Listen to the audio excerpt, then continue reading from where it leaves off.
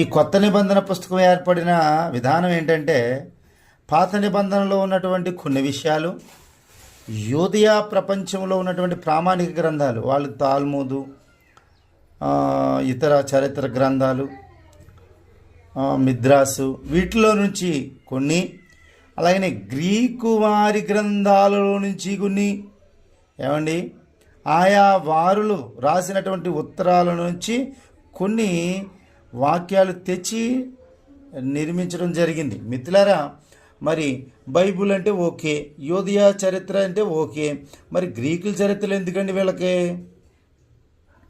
మరి ఆ చుట్టుపక్కల ఉన్నటువంటి పత్రికలు దేనికండి అంటే, ఇలాగా